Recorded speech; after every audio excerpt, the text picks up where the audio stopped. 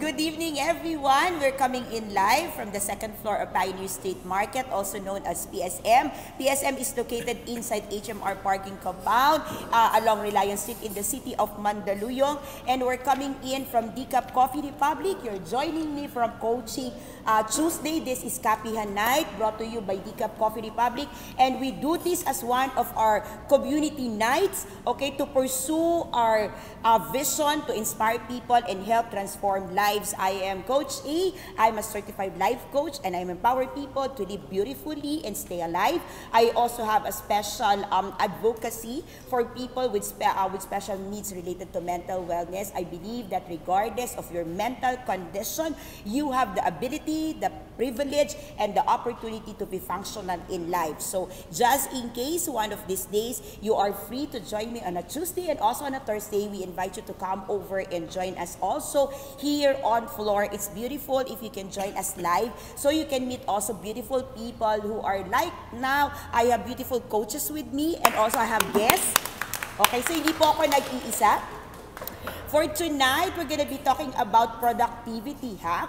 So if you believe that this can be a blessing to people you know, not only to yourself, I encourage you to do sharing of this video. As tonight, we're going to be talking about 3 productivity models, okay, that normally being taught in your office, in your organizations, in the school. And let's see if how else we can improve your productivity if we could hack these models. Because models are really great, models are beautiful, models are being tested. However, there are people who can be more productive if you can hack, okay, this model. So sabi nila, what can you hack if you don't know what to hack? So simply because we're talking about hacking, then it's important that we know what is to hack. So for tonight, we're going to be talking about your productivity routine. So if you're joining me for tonight, it's important that you come to think of what are the daily routines that you do to make yourself productive. Okay, it is common, I believe, if you are working, if you are alive, especially in the Philippines, it is common that you are busy throughout the day. Agree? Who are the busy people here? Yes. Okay, so how do you define busy? Have you ever thought of how you really define busy? Busy is accumulation of many things that cluttered in your desk, cluttered in your mind, cluttered in your heart, and eventually you can no longer move on. That's being busy. And then at the end of the day, you feel so tired, guilty as charged, and then if you go through, you keep asking like, what have I done? What have I accomplished? Have you been to that moment that you feel so physically tired, and then if your mind start calculating the productivity output, okay, you start thinking, what have I done? And then there are days when you know you have accomplished so much, okay? Okay? If you can connect and relate with me, okay?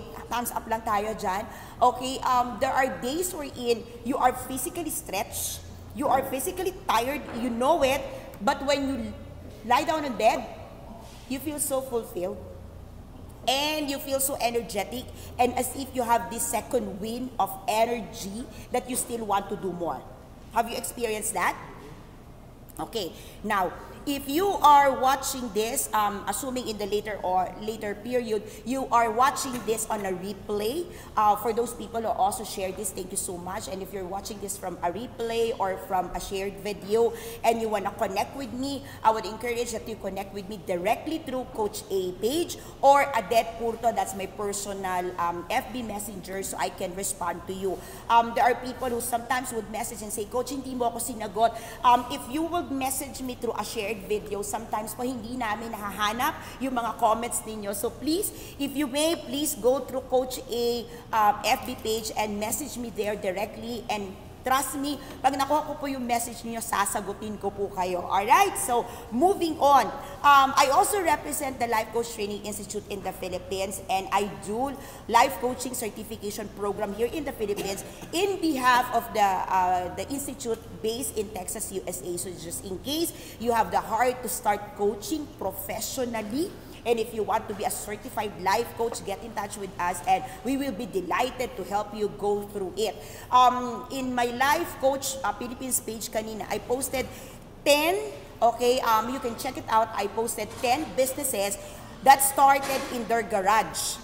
Okay, and my challenge, and I'm asking people, if these 10 companies who are now Fortune 500 companies started in the garage, flourished after many years, how in the world can you not start your coaching business, or how in the world can you not start coaching professionally?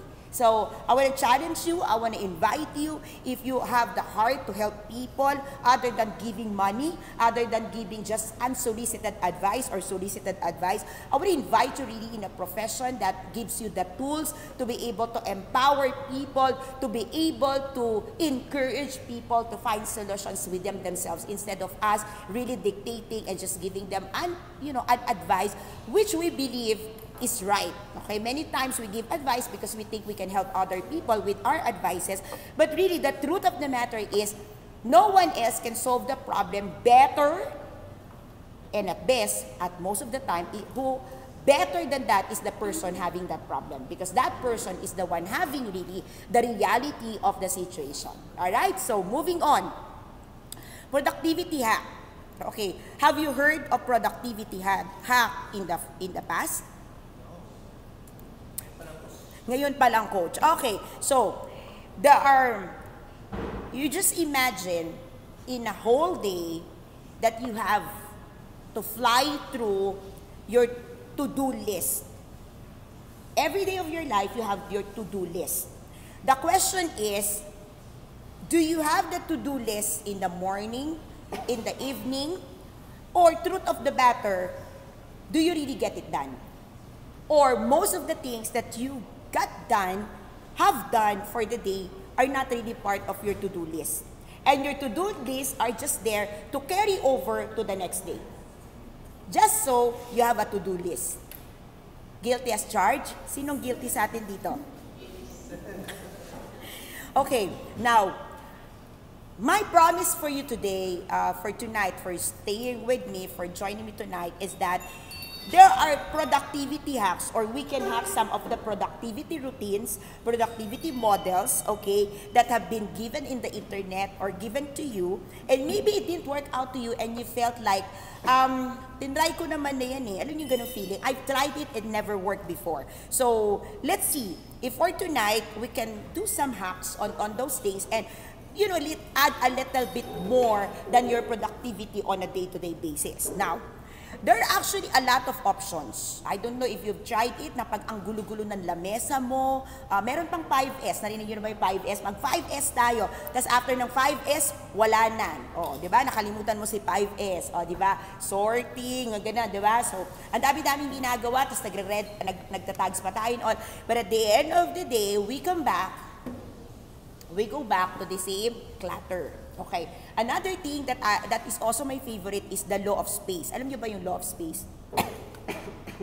The law of space, if you clean up a space, before you knew it, it's gonna be filled up again with something. Okay? So you try it. Okay? So your house is full of clutter, and then you read in the internet, you've got to buy cabin holes, you got to buy new cabinets, you've got to buy folders and everything, and you buy it, and that's gonna be adding another clutter in your home, right? So guess what will happen? After a while, all of these things will just be full, and your house is still full of clutter. Agree? Okay. You clean up a space. Okay. Mothers, we know this. Okay. We clean up the top of the tocador, the table, okay, the side corner and all, okay, mothers, we clean it, we wipe it, and shine. Okay, this is clean and all. We're gonna put some flowers and everything. Before you knew it, there's a lot of stuff in it. Okay, so not working, right? So that's what I call the law of space. You leave anything that is empty, that will be filled. Okay? In the same token, if you leave your mind empty, a lot of things will be filling in with your mind. So let's fill your mind right now with something productive so we can, tama, di ba? So pag walang laman yung mind, kung ano nung naiisip natin. So tonight, let's look into something. Okay, now, let's run through, I'm gonna give you 3 productivity hacks. Okay. If you want to prioritize better, sino dito ang gusto mag-prioritize? What's priority? Prioritizing. You do, sabi nila 80-20. Okay, you've heard of this, the Pareto rule. You do the 20 most important things, giving your 80% best time. You've heard of this, the Pareto rule. Now, here's the thing. If you want to prioritize better, okay, here's that hack. Let's trade the eat that frog strategy. Narinig nyo na ba yung eat that frog strategy? Yeah, hindi nyo ba narinig yun? You don't eat frogs. Yeah, who's familiar with eat that frog? Oh, that's my point. How can we hack something we don't know? You've heard of that, Al, before? Kind of? You need to do the worst thing first.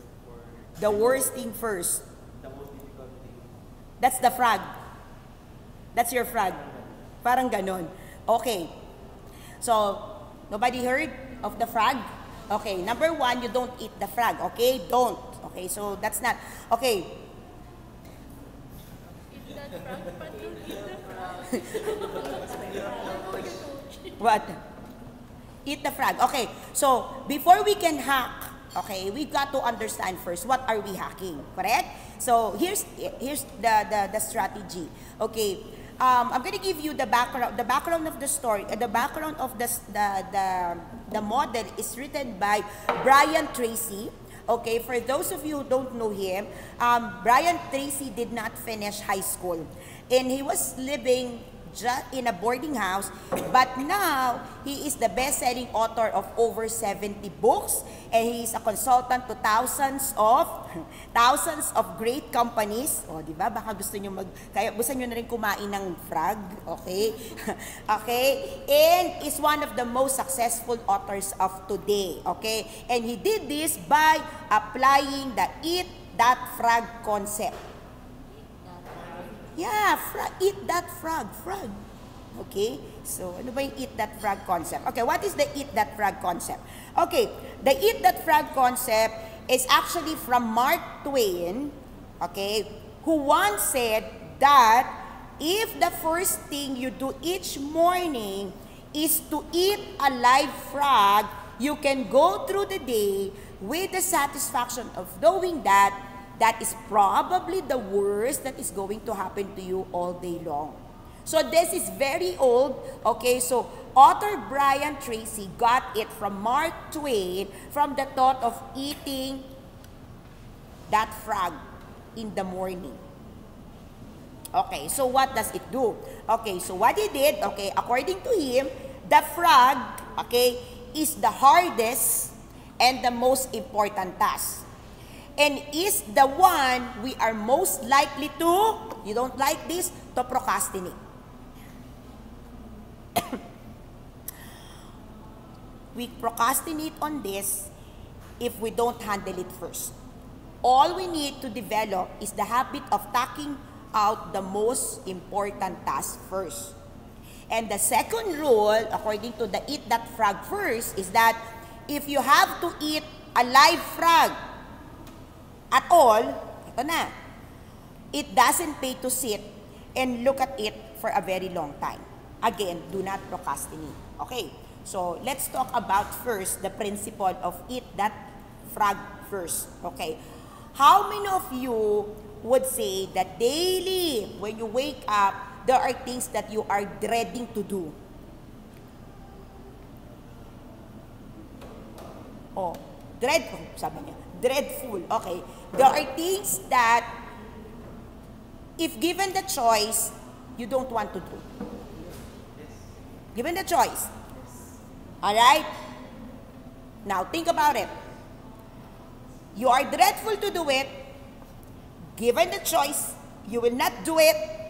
But why must you do it? Because it's good for you. Because it's hard to do.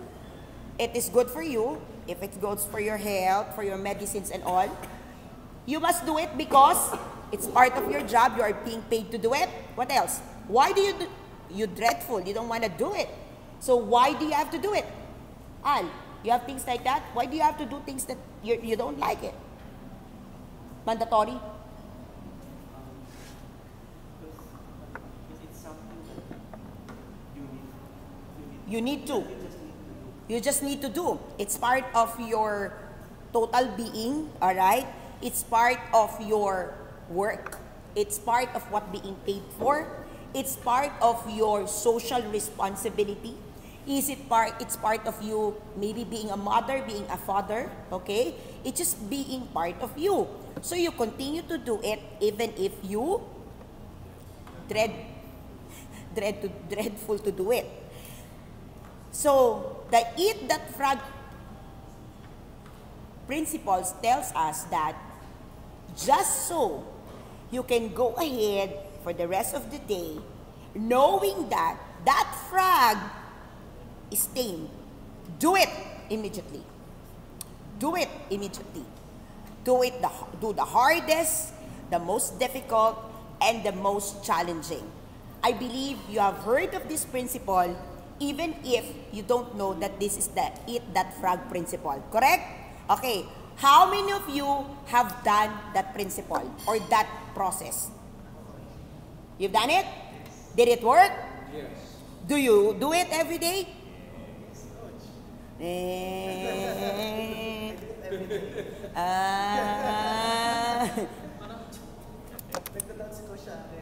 Okay.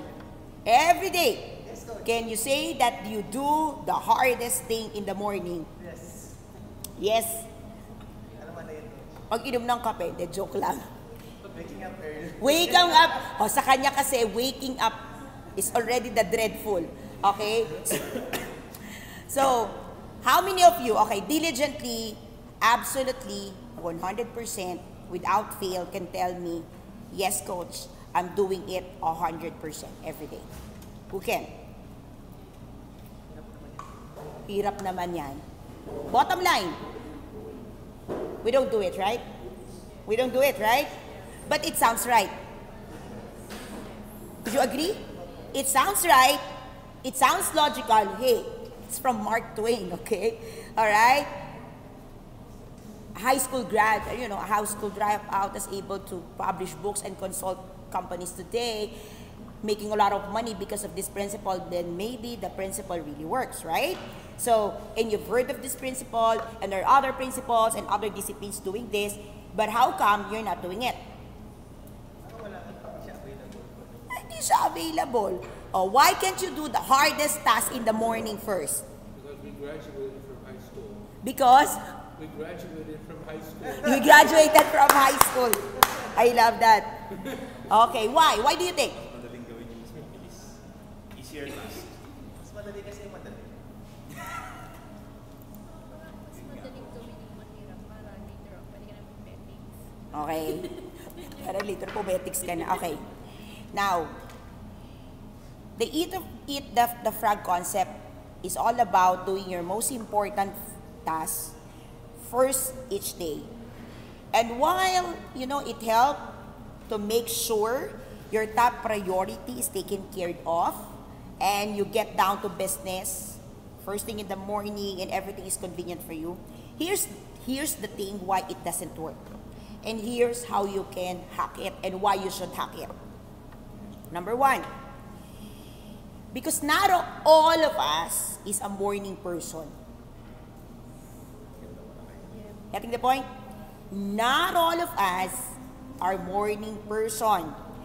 Having said that, you are to do the hardest thing, the most important, and the difficult task at the peak of your performance.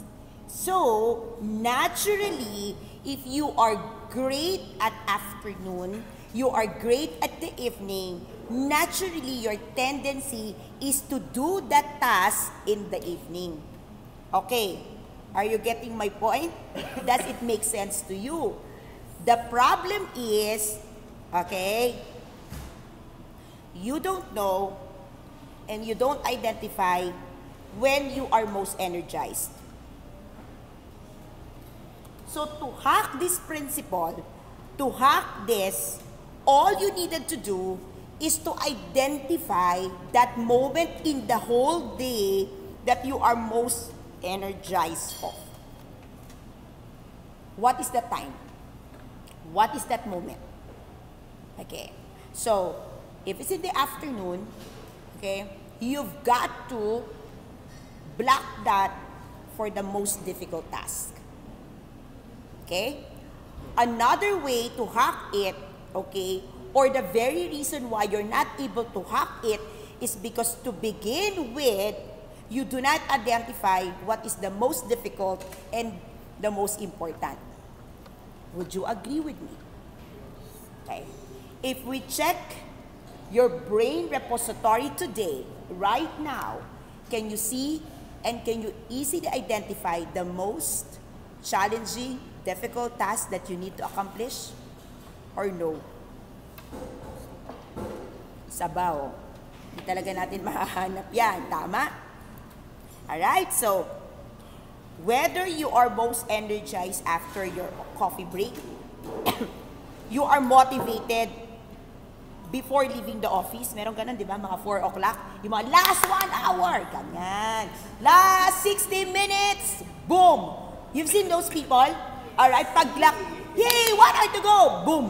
Tapos nagkakagulo yung buong opisina. Anyari? 1 hour na lang eh. Okay? Kasi pipila tayo sa baba. Are you getting that point? You've got to do the most important, the most significant in a time that your performance is at the peak. So, to do the hack, be sure you know what is important, be sure you know what is significant, be sure you know what is you cannot neglect, especially for the day. Be sure, alright, that you know as well your peak hour. Peak hour meaning not peak of the work, peak hour is peak of performance. It differs. There are night owls, there are morning person. Who are morning person?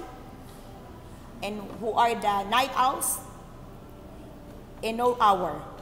Yung mahirap eh, walang oras. O see? Mas maraming walang oras eh, hindi alam, kailan ba ako productive?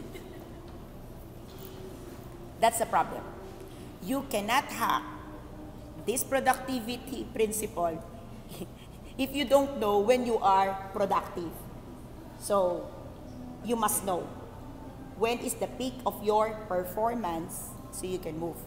Alright, next. Okay, another. Number 2. If you want to motivate yourself, sino dito ang suffering from demotivation? Amin na kayo. Sige. Who among us, who among you feels demotivated at times? Ayun na lang. At times na lang, not today. Sige. In your entire life, did you ever feel demotivated at work? Yes. Okay. So what do you do when you are not motivated?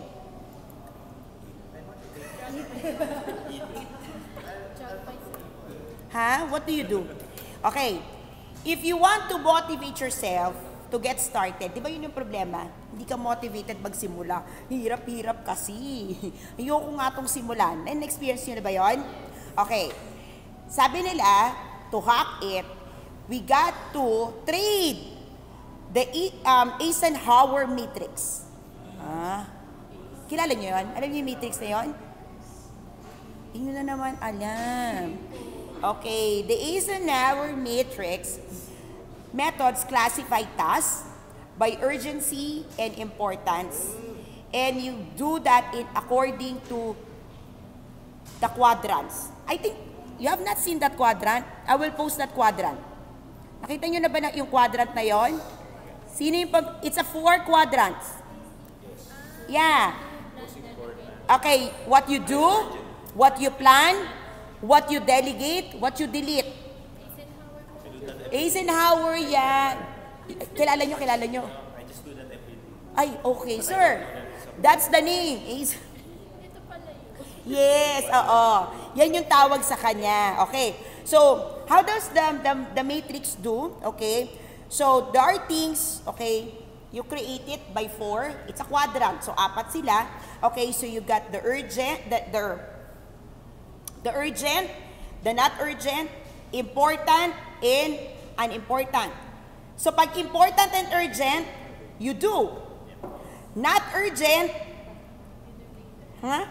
But important, you plan. Tama? Okay, and then what's the next? What do you delegate? Urgent, But not important. The non-important, what do you delegate? Tasks that are time sensitive but do not help you to accomplish your goal. It's time sensitive. You need it. It's urgent. But it's not important to your goal. Remember all the tasks, we say it's important. But the importance must be relative to your goal. Okay? So ulitin natin. If it is urgent, okay, and important, urgent and important, focus on these tasks. They are both time sensitive and adding value to your goals. So you know it's important, okay, if it's adding values to your goal. You know it's urgent if it is time sensitive. And if it added value to you, what do? Do it. Do it. Now, what if the task is important, meaning that adds value to you, okay, but not time sensitive? You put this on your calendar and you plan for it. Okay? Next. The next one is, the task is important. Okay, the task is not important to your goal, but is time sensitive, you delegate. What about a task that is not urgent and does not have connection to your goal? What do you do with that? Eliminate. So you do, you plan, delegate, eliminate. Those are the 4 quadrants. Do, plan, delegate, eliminate. Example. What do you do? Deadlines, problems, tasks, projects. Okay, what do you schedule? Your learning activities. Okay. So give me an example of what you need to delete. O, yun na lang. Not urgent, not important, but you do.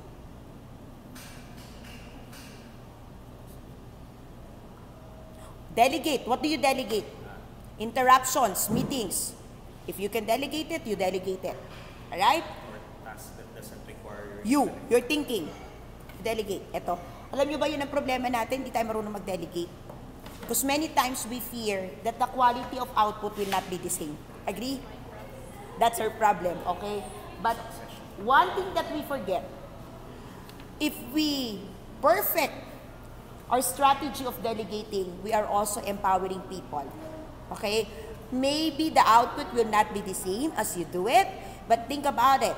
If the other more important job that requires your attention will be left behind because of this thing that you can delegate, that will even suffer the company. Diba?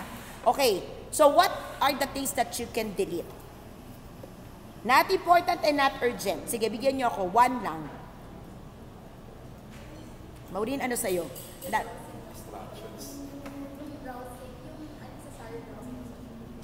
Unnecessary browsing sa social media, including cat videos. Cat videos talaga. Hindi, one of the research kasi sabi nila, one of the totoo to, I don't know ha, I'm not into it, but I research it lang. One of the, is it true? Okay, it's true?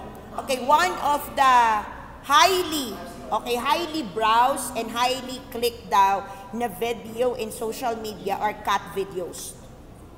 It's getting a lot of traffic. I don't know. Let me research cat videos. Yeah. I thought it was ano nga eh. I thought yung mga, cat videos. Yung mga cute.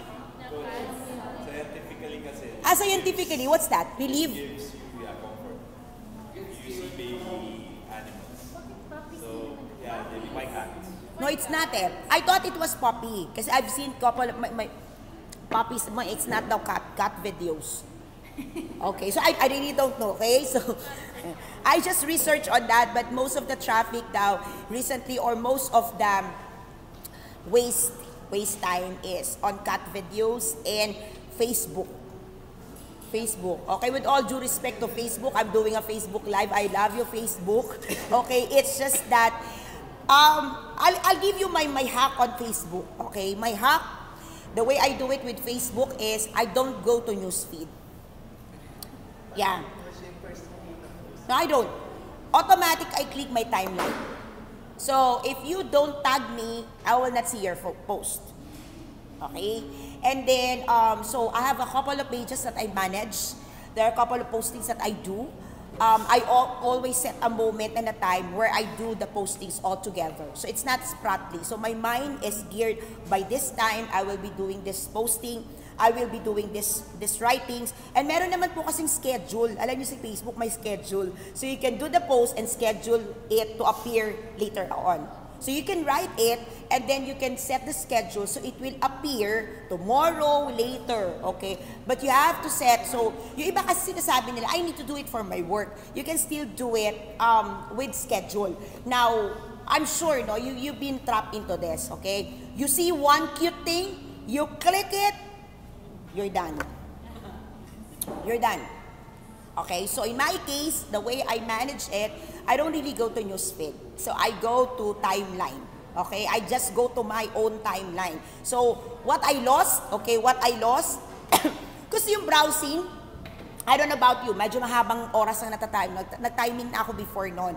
So that's why I would always tell my friends, okay, if you are expecting me to click and like, and I am not tagged, so I cannot do that because I cannot see you in your posts. Okay. One thing that I miss, and normally I will hear this argument, if you don't go to timeline, you will not be notified with your friends' updates. Here's my argument. If that person is really my friend, I will know what's happening. Not through Facebook. Getting my point? So, yun lang naman yung akin. I don't know about you. Okay? So, how do we hack that? Okay. How many of you can tell me that you can really plan, eliminate, delegate? How many of you can really do that?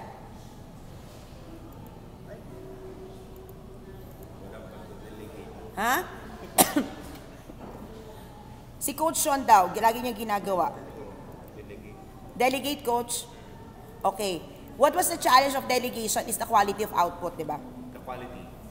But if you already do better that this person is someone that can deliver, you need to test first. And be patient, no? Yes. Takes some time. Okay. Now, here's the thing.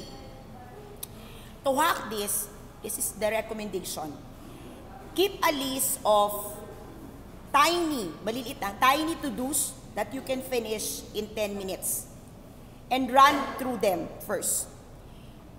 Listen up. You've got a lot of things to do.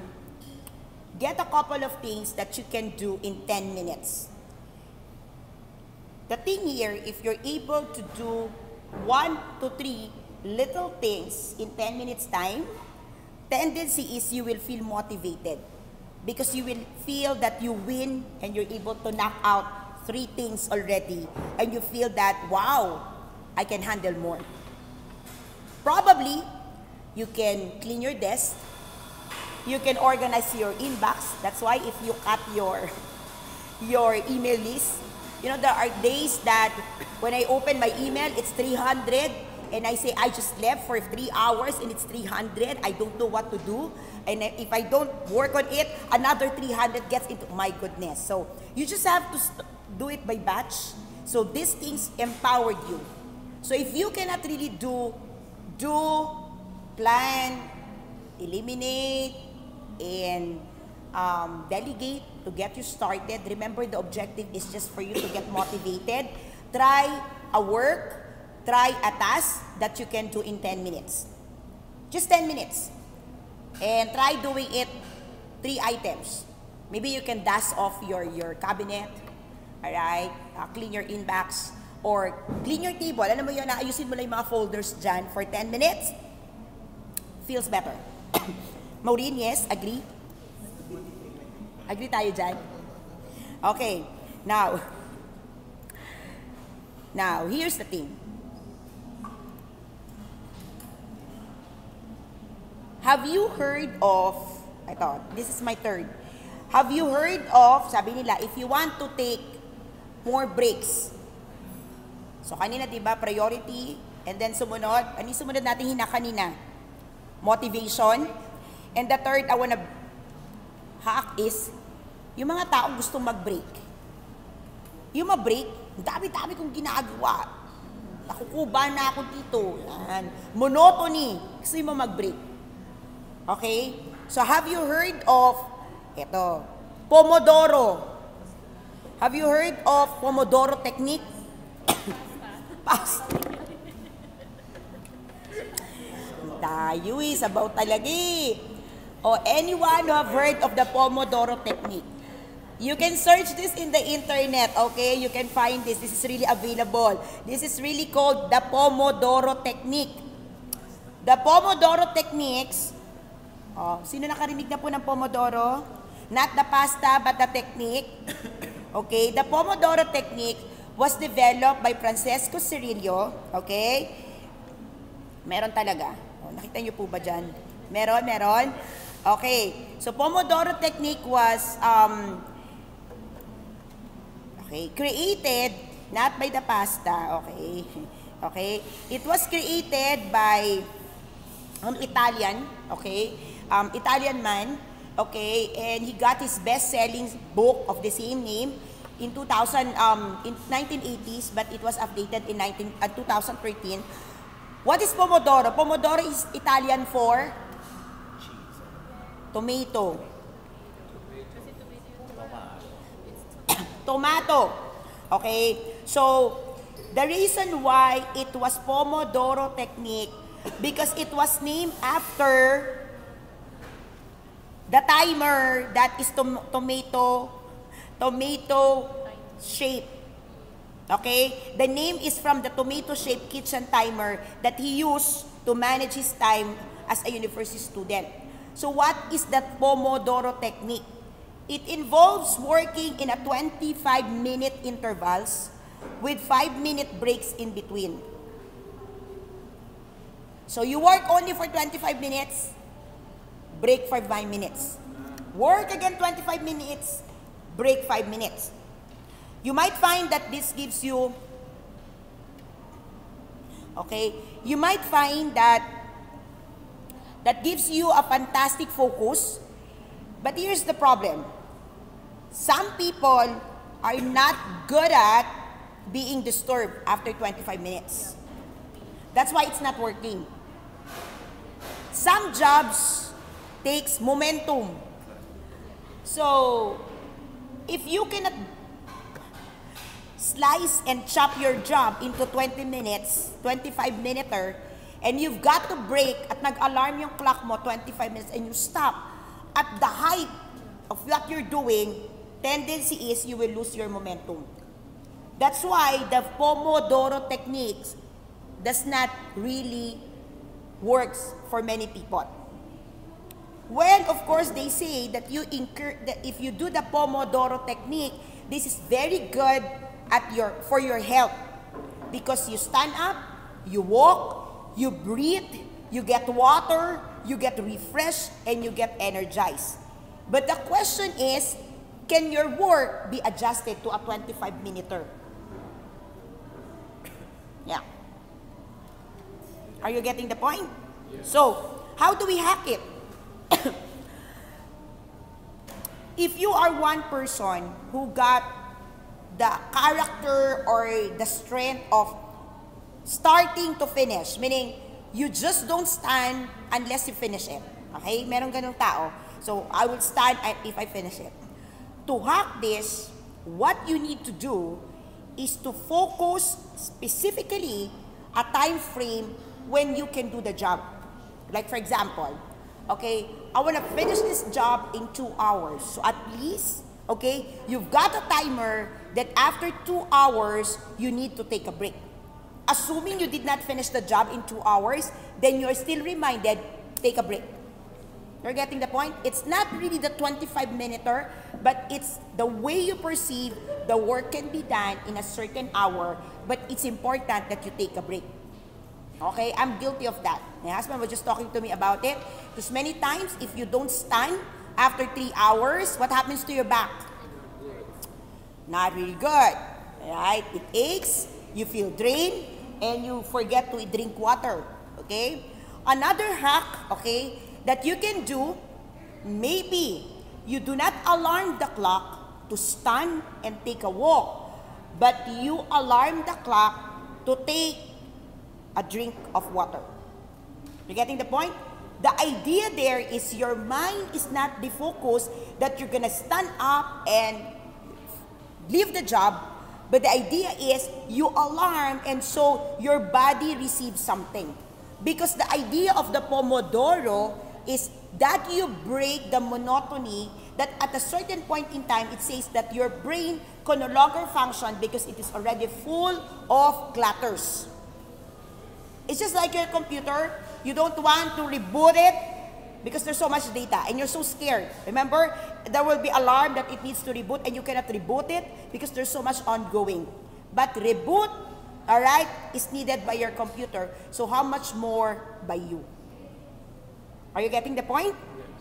Okay, now, another thing that you've got to do with this is when you take the break, you've got to tell your mind, okay, I need to take this break, but I'm gonna be back after this period. Many times, your problem is you take a break indefinitely, and you don't tell your mind when are you going back to the task. That is the problem why you feel you've lost the momentum. You've tried that, you're working, and then all of a sudden you left the job, and then the moment you want to go back to the task, you're having difficulty to return because you have not programmed your mind that you're going to be back in 30 minutes. Okay? So, I practice this. If I'm working on something and I needed to attend to really an important phone call, I would really tell myself, I'm gonna get back to this, I'm gonna get back to you once the phone call is over. Or I'll tell myself, okay, I'm gonna take a break, I'll see you in 1 hour. So it's just telling your brain, all right, hang in there, 1 hour, get back. Okay? Bottom line, you've got to speak to your brain. You've got to program your brain. And your brain got to understand what you intend to do. The very reason that we lose productivity is because, okay, we do not plan. So no matter how difficult the task could be, as long as we're able to plan, then we can be productive. Would you agree? Yes. Okay, now here's the thing. Many times, our challenge is to keep one particular strategy. Now the question is, who told you that you have to keep just one?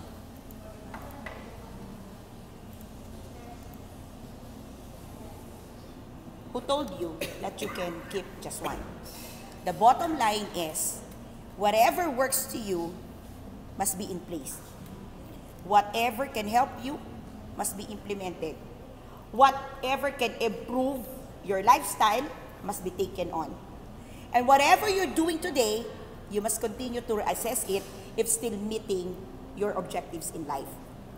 The problem with productivity is because we get what works with other people, fit into our lives, squeeze our neck to fit into the model, and if it doesn't work, we say, it's not working. It's not working for me, it's not gonna work with me, and nothing will work with me. Okay? So this is one of our cognitive distortions, that if something does not work, we believe it doesn't work, and it will never work, and nothing will work. But you see, things will work if only we will be diligent to pick what's working, pick what is workable, and pick what is something that will improve us significantly. So if it's not for you, then it's not for you. Alright? But get something that will improve your life.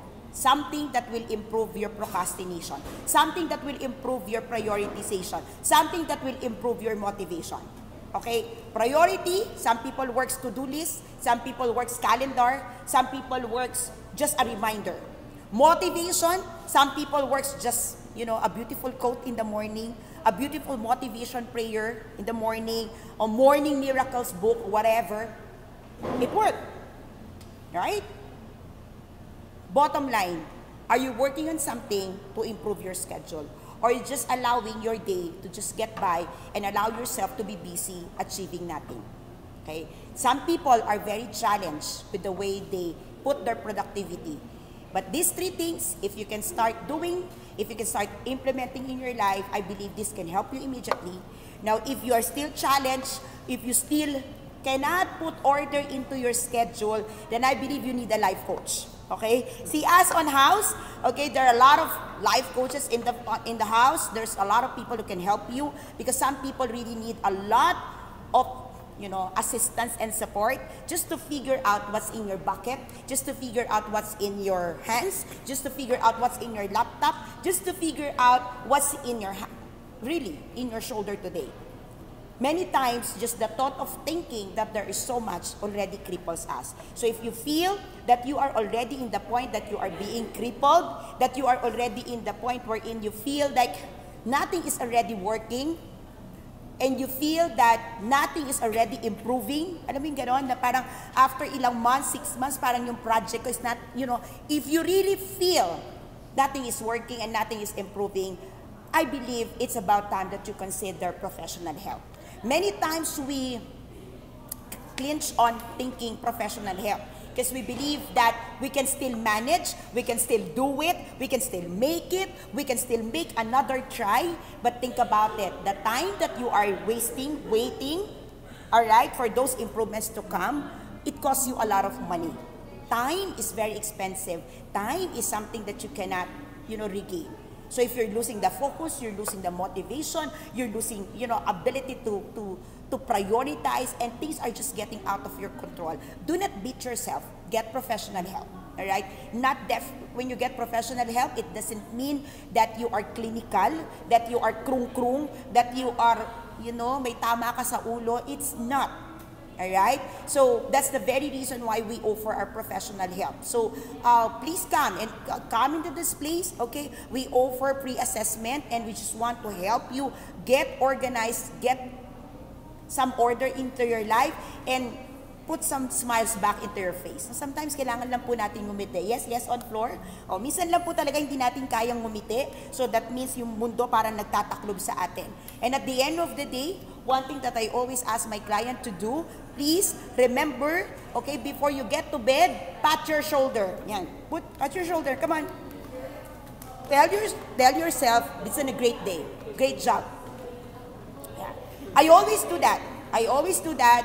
And normally, when my body hits the bed, I'll say, spin over, time to rest, let's get to rest. I mean, just give yourself really that boost and say, oh, we've done it. You made it. So wonderful. We're getting it? So this is Coach A. It's been a wonderful Coaching Tuesday. Thank you for joining us. And if you think that this talk helps you, please do share it. Even the replay can help a lot of people. And I'll see you again on Thursday. I'm doing Coaching for the Soul. We're going to be talking about mindfulness versus mindful. So are you doing mindfulness and it doesn't work? Maybe because your mind is so full. I'll see you on Thursday, 7:30. Good night, everyone. This is Coach A. Thank you.